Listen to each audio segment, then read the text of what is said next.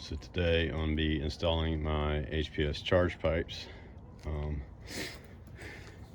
Gotta take all my intake. This is the upper part of the charge pipe that's going to be replaced. Down here, this tubing is going to be replaced with aluminum. That's what I'm trying to do today.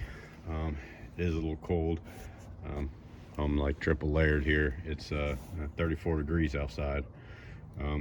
But I've got to get it replaced today because it's going to be raining until I got my dyno day. So let's see how it goes. And just for those of you, I've learned from experience, when I'm bundled up like this, I got many layers with a lot of zippers. Put a towel down so I don't accidentally scratch the car with the zipper. So the very first part of this install is just go ahead and get the air intake out of the way. So I'm going to disconnect the MAP sensor, these wires, and pull all this out.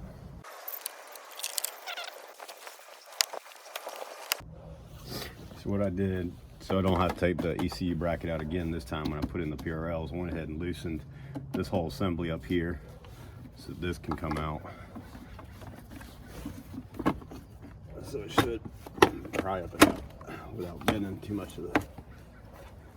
So we're gonna have to remove the entire air box. It's this 10 millimeter, that 10 millimeter, to get to the bottom of the charge pipe area.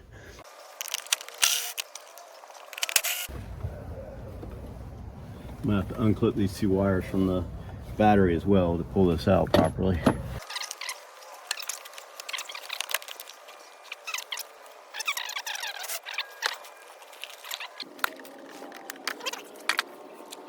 So next thing I gotta do is take off the ring clip, which it's upside down. That'll be much easier to get from the bottom of the car. So this clamp at the bottom is giving me a hard time. It's taking a while because it's upside down and I don't have much room, so I'm having to just use an open end wrench and turn it a little bit at a time. So I got it loose enough to where I could twist the clamp around. Now I can get a Phillips head and get it off pretty easy.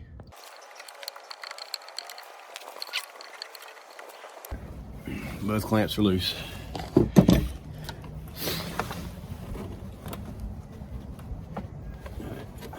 Top part slid off pretty easy. See how easy that bottom part slides off without a clip on there. It wasn't too hard at all. So here's the stock lower part. So,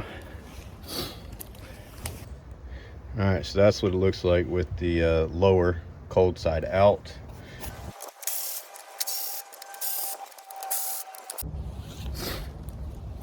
So let's go ahead and remove the MAP sensor.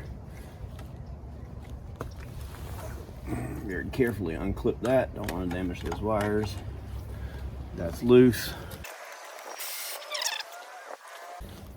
This is hard to get because my fingers are numb. There's the MAP sensor. So I'm going to remove next. I'm going to remove this 12 bolt here and this 12 bolt here that's holding the upper side of the cold charge pipe.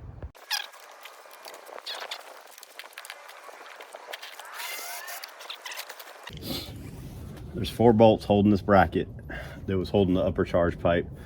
Looks like 2 are 12 and then 2 are 10. Let me get those off.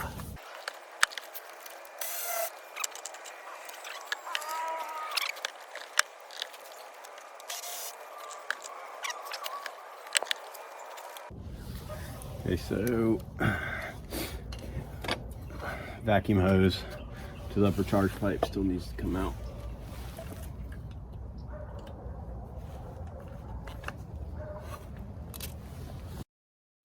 So this vacuum hose here, I can't just pull it off.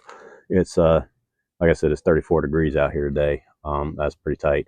Let me show you a trick that I did learn when you've got vacuum hoses that are stuck. So you see how loose, put the vice grips on the hose, you can see how loose they are. And I'm just twisting the back of the vice grip till you can see where it starts getting a little bit of pressure on the hose, but not much. It's still movable, a little bit more. Now all it's got is a little bit of pressure on the hose. The problem is, all we're trying to do back here is we're just trying to break the seal on the metal. We're not trying to strip or pull anything up. So if you got it tight, just where gripping it, If you put the vice clamps on there, just barely wiggle it just a little bit, break that seal. You haven't damaged the hose, and it should come off. So now that the vacuum hose is free, see if I could wiggle the upper part out. But it's off.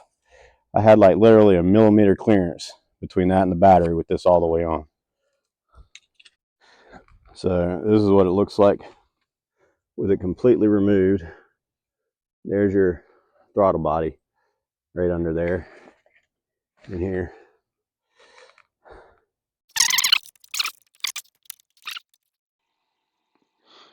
I didn't realize that the battery in my microphone had died, but I did want to show the difference between the stock and the HPS brackets. Even though the stock bracket is a lot bigger, the actual weight difference did not seem too much.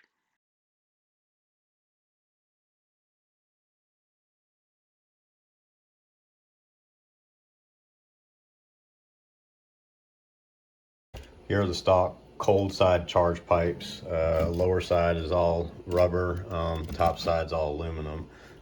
I did measure the HPS and it was 2.5 on the cold side. If you see, this is right at 2 1/4 on the cold side. This one looks a little bit bigger, but that rubber's thicker. If you actually look at the inside, it's like 2 1/4. So the HPS is 2.5 all the way through on the cold side, so it is bigger.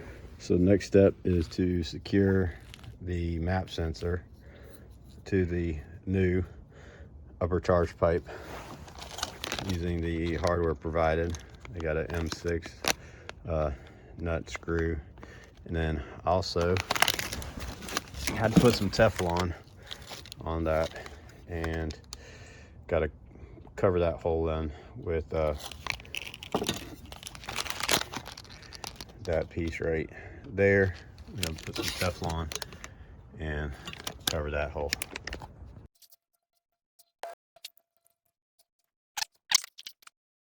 Should go down as long as you keep pressure on all sides evenly. And there we go. Popped in without binding. Should be a nice tight fit. But I got to back this out. It's a little bit too tight because I can't tighten the screw down now.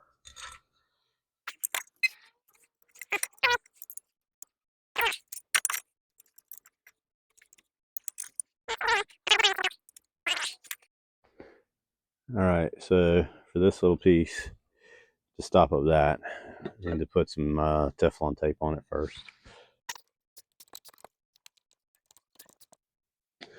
So now we got to put the elbow for the intake, and this is a 60/80 size clamp on the back.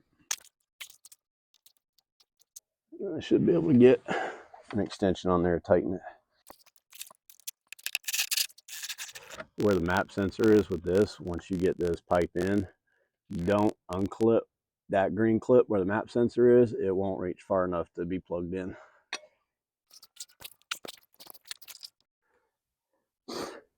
Apparently these rings are pretty sharp.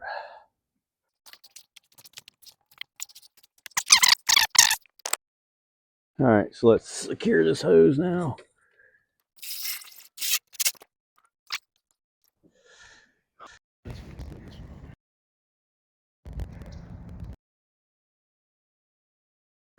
Well, let's do it this way so I can get to it from the front.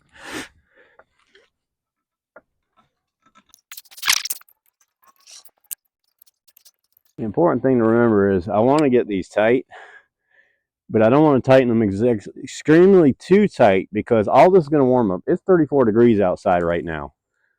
So I'm going to tighten them nice and firm to the hand, but not too tight. And I'm going to have to come back and check these after I heat it up. In this kit, the reducer coupler to connect your lower side charge pipe to the intercooler is labeled CHFK83.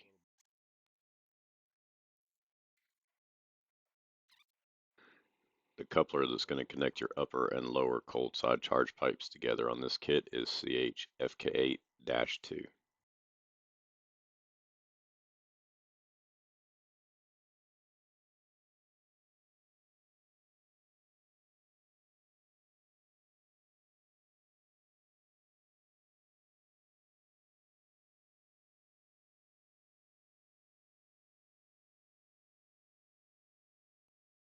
Loosen that up, and I pulled it back. You can see how it's about a good inch back. I had the coupler all the way up to the bottom of the map sensor, which didn't leave me any overlap right here. Tubing was about there.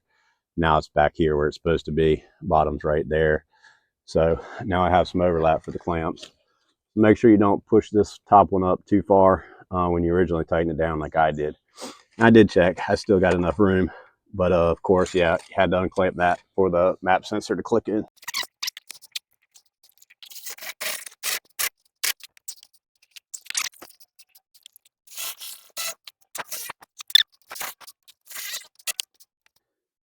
All right, and that is the HPS cold side charge pipe installed.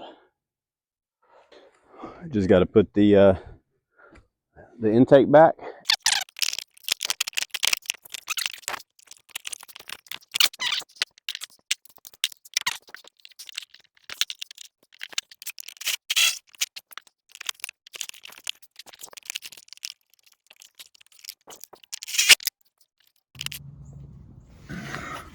To get to the hot side, actually I have to come up from the bottom. I'm gonna be on that side over there. But it's just like an oil change. You're gonna take off the 8 bolts that hold on this metal shield here. I'm gonna take those 8 bolts off first, and then we'll get to the hot side. These right here gave me some problems because there's no backing. So pushing up on it with a Phillips head, I couldn't get enough pressure to actually break the bolt loose. So I had to use vice grips on the outside of it to lock it, to break it. So here's the hot side done. I did it on car ramps, so obviously there wasn't a lot of room, and I had to use both hands, so I couldn't record this. Here's all the factory charge pipes in my hand, upper, lower, and hot side. Factory's 174.8, and me by myself, it's 167.8. Here you can tell, here's the this is the hot side, and you can tell the hot side inner diameter is only 2 inches, and the HPS is 2 1/4 on the hot side. So now the intake side of the engine is complete with the PRL intercooler, the PRL Titanium inlet, as well as the HPS charge pipes. Please like and subscribe. Next video, we're taking to the dyno and see what the difference is with the baseline numbers we got.